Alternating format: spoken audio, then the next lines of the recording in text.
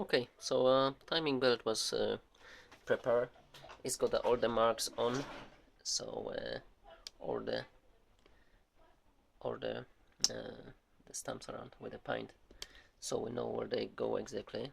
And the next step will be to remove this pulley, the tensioner actually. So there is a bolt number 12, so we need to unscrew them and remove the tensioner. That's the first part. Yes, this bolt is still, we still need them. As we can see, there is a rest of the old thread locker, some kind of green color on this part, so definitely this need to be cleaned with the brush, with the metal brush. And again, we're comparing these two parts. If that's exactly the same thing, it is. This one was just turned. Okay, so as we can see, it's the same part, just the new one is in much better condition than the old one. They both come with the same manufacturer. It's a ANA brand, so we know it's exactly same story.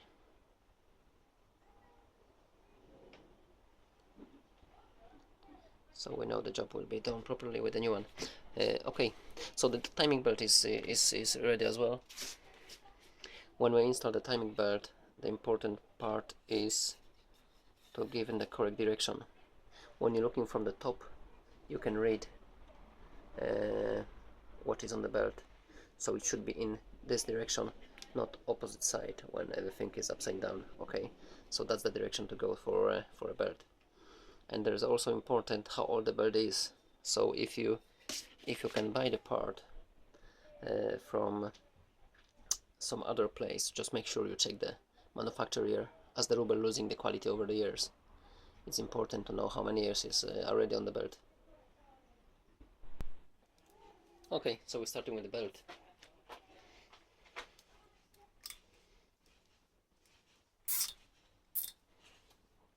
Why I do this is just to keep the belt in one position for this wheel, and not let jump from when we set all the belts together. So that's the first wheel. The second wheel is one teeth back, so we need to turn a little this wheel and this goes together, and do the same with the strap, just to hold it in this one position for inlet and exhaust manifold. Even here we can see this point and this, they are not pretty much in the same line, so that's indicate, yeah, it's still under tension, but not in correct place. Okay, I was moved these wheels around, so they are now in a correct position for themselves. So that's the top one is sorted now. We're going to the fuel line, which is again should be here. Is there now?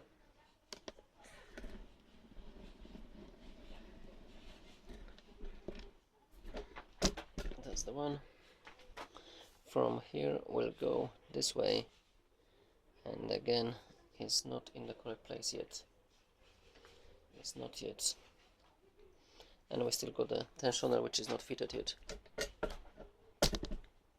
So the sprocket on the bottom as well is not in place yet. There is a one tooth missing, which need to be sorted.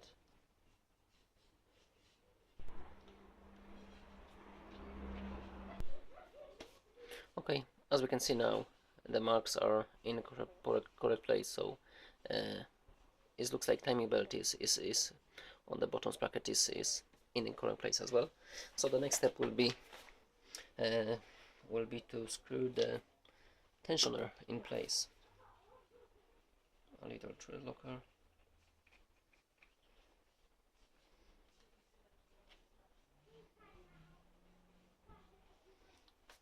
Okay.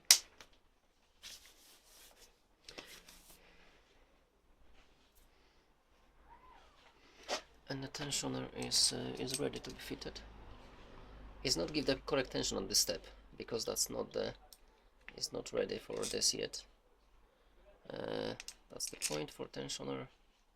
We need to find the correct place for thread.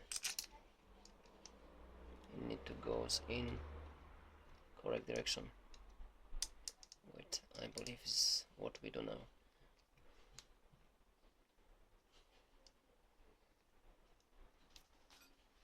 We can use small handle.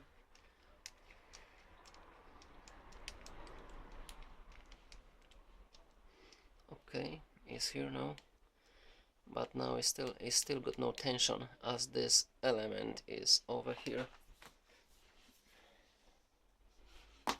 Just a second. Okay, so now I show you the tensioning process for this type of tensioner. It might be hard to see from your point, but there is an indication which say this direction, the down direction. So when you use the Allen key and we start to putting in correct direction, we notice this indicator start to moving up. As you can see, is moving up, and that's the place when he belongs to. It should be between these 2 points, so it's in correct place now. Now we can tight the tensioner in place lightly, only to lock them. Okay, it's in place now, which is good.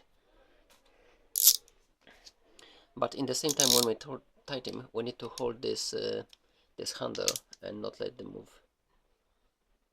Okay, so it's tight now.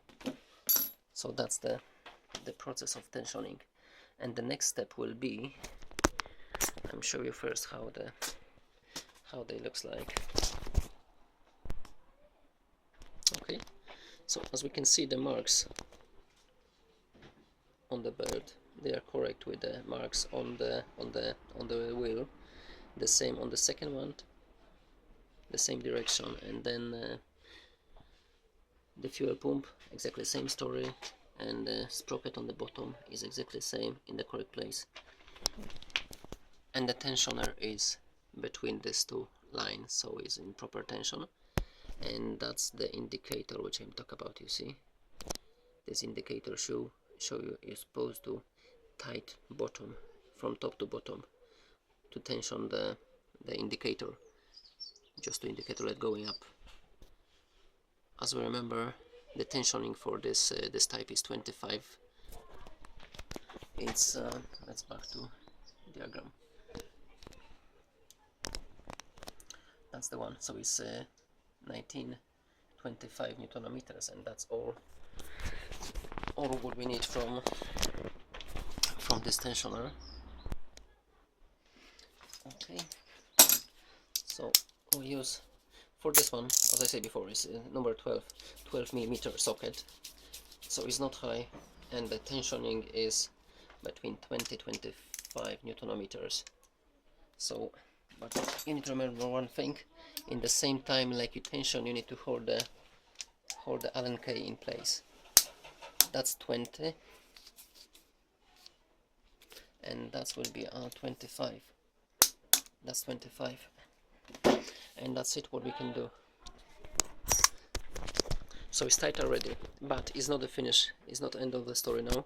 The next step will be to check if the tension remained after a few turns. So we put the wheel here with a bolt and turning all the timing around a few times, few full turns, and we'll see if all the marks come together to the same location, which means the bottom indicator and the top sprocket here, they should stop in the same location, and in the same time this indicator need to remain in correct location as well. Okay, so now we need to turn all the timing belt, all the engine on the bottom. That's the point, to turn the engine. In some people try to do this on the top, the bolts, and that's make the incorrect tension for the belt, and that might be a problem. So the only place to use to turn the engine is the bottom part. So on the crankshaft, and only on the crankshaft you're supposed to do this. So we need to use the we're putting back the wheel, the large one. Remember, this surface should be nice and clean, as this is a shield for the belt as well, to remind in the correct place. So if you got oil here, that's my damage, or make the life of your timing belt much shorter. So this is important part as well. In some other cars you got the metal shield here. In this one, the wheel itself is okay, and that's the nasty bolt, the large one.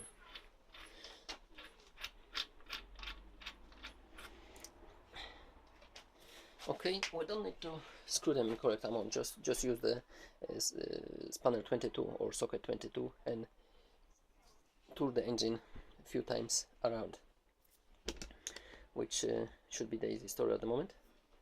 But in the same time you need to look for indicator if it's not going down, because you might lose the tension for the timing belt and do some damage for the engine as well. Okay.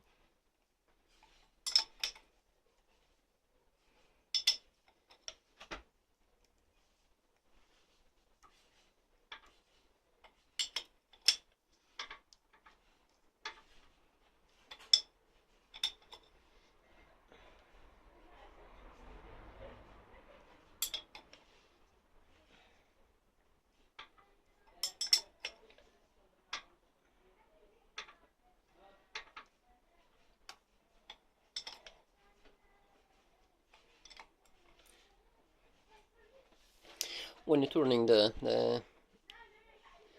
bottom, I mean the crankshaft, you automatically lost all these points. They will never back to the same location again, so you don't have to worry about the color bits. The only thing at the moment which is important after a few turns, the indicators need to come to the correct line, so the camshaft and crankshaft control points need to back to correct location.